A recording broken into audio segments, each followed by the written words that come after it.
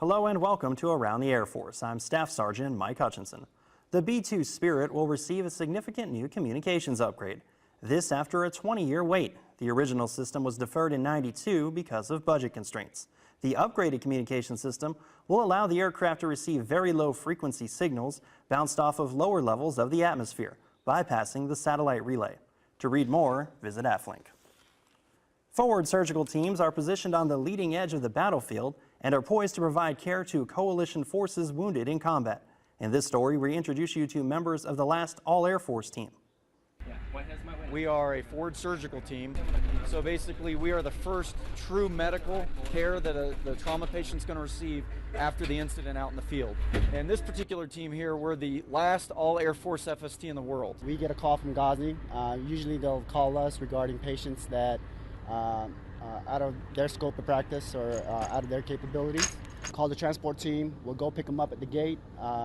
Usually the transport team encompasses a provider, 4 techs, and then we bring our interpreter with us as well. We meet the patient at the gate, provide the triages, and we go ahead and depending on what the situation encompasses, we'll go ahead either bring the patient here or depending on the patient, pretty much have the patient go back to Ghazni. Up until the moment that you're here, up until you have to wear this thing for forever, up until you're getting mortared while you're treating patients, like you'll never understand like really the importance of what we're doing out here. Whether you agree or you don't agree with like the whole politics behind all of it, there's still people that are here that we need to be here to take care of.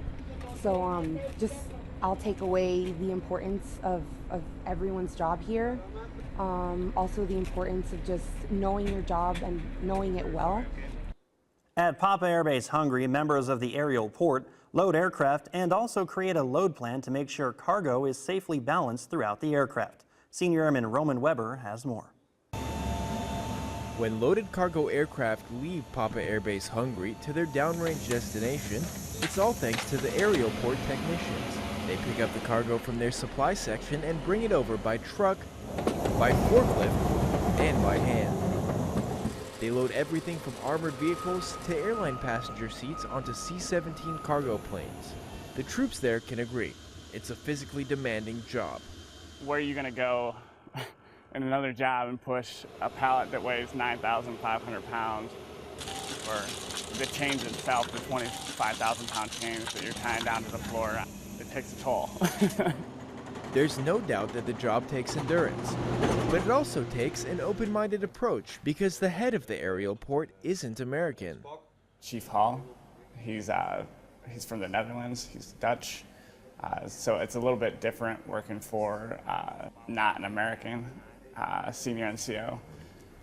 Most of the U.S. personnel that gets in is fully trained or has already a previous assignment as an aerial porter, even not everyone.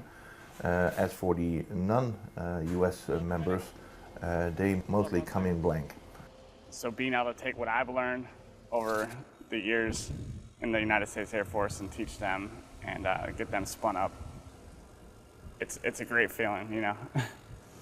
But whether they're spun up or not, every member of the team is an asset in the process of getting the cargo loaded and strapped down into the C-17s.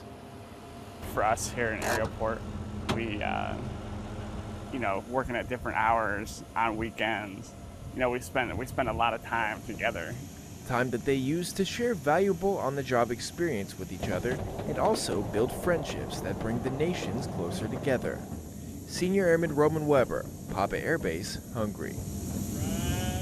To see more Air Force Broadcasting Service products, follow us on Twitter at Air Force TV. From the Air Force Broadcasting Service at Fort Meade, Maryland, I'm Staff Sergeant Mike Hutchinson.